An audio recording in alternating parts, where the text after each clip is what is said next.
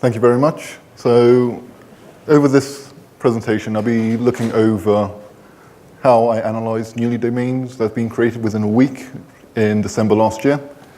So a bit before that, a bit about who I am.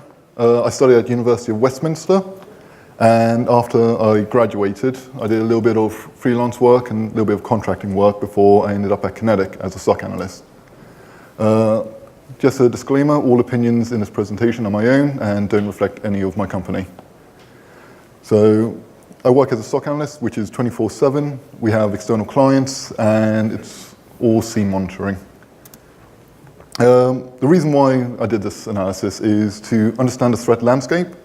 It gives us better context of what's actually happening out there. It also allows us to be proactive within our defense. It's staying one step ahead of the game and stopping the bad guys, helping us stop the bad guys before they even have a chance to act. This analysis is great for kind of finding correlation between trends and try and spot some malicious campaigns out there as they're being created. The limitations that I've added to it was it's all passive and open source intelligence. So that means no banner grabbing, no direct contact or connection, and it's all to preserve operational security. So we don't want to expose attribution back to our own organizations.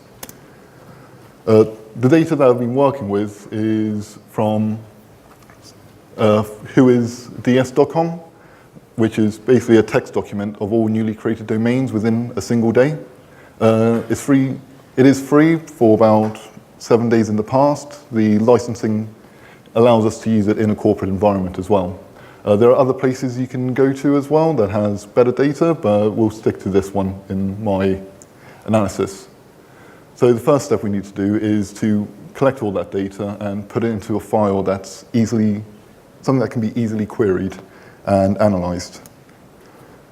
So after putting it all into a database, we were able to look at some of the common activities within malicious domain names. So you have brand jacking, where they use well-known brands to try and get people to click on their website. Doppelgangers, which look exactly the same as domains that are already out there by removing the dot from the host or subdomain. You also have typo squatting, so you have like apple.com, but they might miss the E with the fat fingers and press R instead. So someone might have registered that, and that relies on the end user's mistakes. One of the most interesting ways is homograph attacks, which use puny codes within the URL for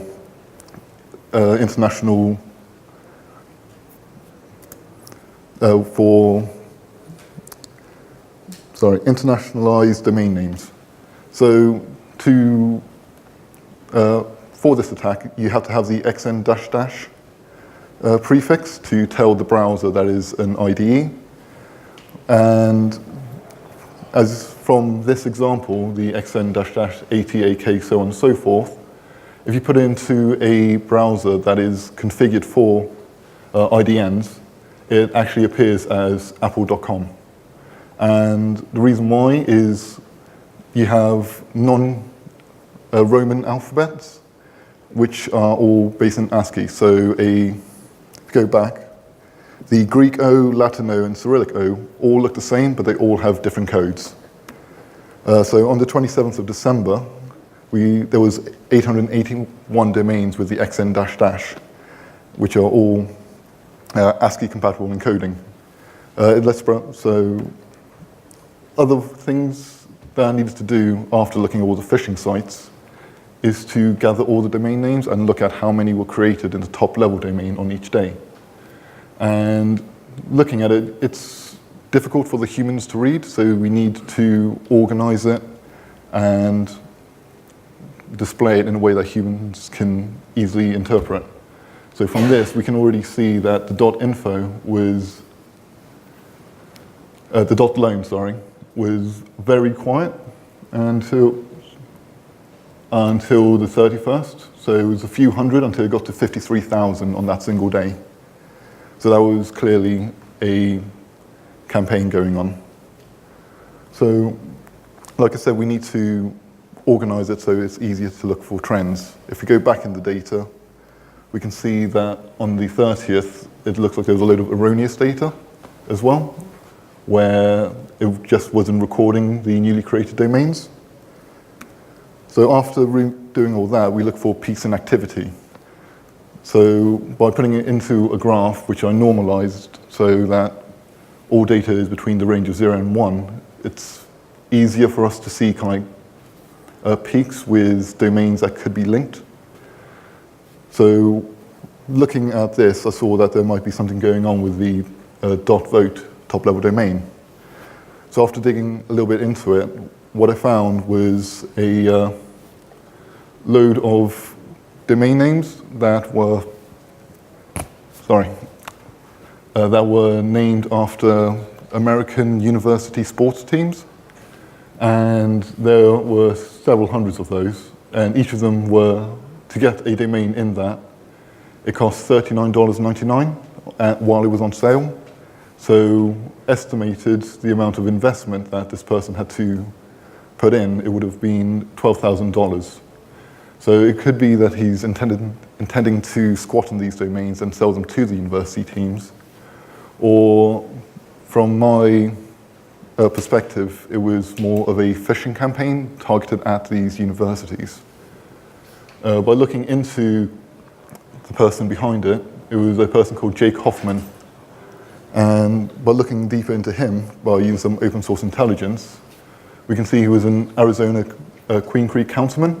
He does own a digital communications company, so it could be him legitimately buying these domains to sell to these American universities.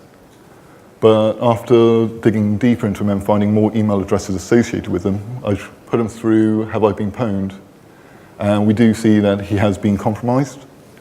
So we see B2B USA Business and LinkedIn, where his physical address, email addresses, passwords, employers, job titles, phone numbers, all of these have been leaked. So it could be that an actor has taken these bits of information and used them to register these domains within his name. Other things that we can find within domain names are DGAs, which are domain-generated algorithms. They act as a CNC rendezvous point for malware. So as a brief overview, a malware will use pseudo-random generation to create a domain name, and the threat actor would register these domain names. So the malware would then reach out to it and then reach back out to the CNC server. The reason they do that is if they directly go to a CNC server, you can block off access to it through the firewall, but having several different domains means if you could block off one, then it will generate another one, go to it, go back, and then so on and so forth, allowing more persistence within your network. One way that I was able to group these domain-generated algorithm names together was that they're always a set length, as that's the way that the algorithm outputted it. So we can see the .party, there were many domain names with character length 17, 18, which show by verifying the data, you could always see that there were DGAs as well. Going back into more of the whois, we could see different personas as well that people could take. A lot of them were Chinese personas, but they possibly might not be Chinese, as it's very easy to fake a persona online. Things that you can do to group them together is reverse whois, which helps find all domains registered from that person. So looking into it, taking a sample of 20 from one domain every 2,700 domains, we see one registrar used, which is Alibaba.com. I saw three identities used, Alan Tern, Li Xiaolong, and Qinji Jun. All of them were based in Singapore. Two of them were in the city of Jinjiapo, one city of Singapore, and two with phone numbers from Singapore and one with a phone number registered with China. Looking into the names, Alan Turn is a famous Singaporean actor, though other people could take his name. Li Xiaolong is the native name of the famous martial artist and actor Bruce Lee. And Qin Jijun is possibly a researcher within the Duke University Medical Center in the US. So a lot of people will try and just take other people's names because making up names can be quite difficult. So what we need to do next is just continually improve and research this. We're still working in-house to make it more solid so that we can definitely say that these domains are malicious. Other things that limitations are next is due to GDPR. Whois is becoming less effective because it no longer shares the email addresses, physical addresses of the registrants. So we can now, instead we try and pivoting more on SSL certificates through census, named servers as well. So, and also the registrar used. So we saw a registrar service like Njala. It's a privacy-based service, so it does all the transactions within Bitcoin. It tries and keeps everything private. So we can say that people who use that are not, well, that can be a little bit malicious. So one thing we did see was a state actor using that registrar service. And thank you very much.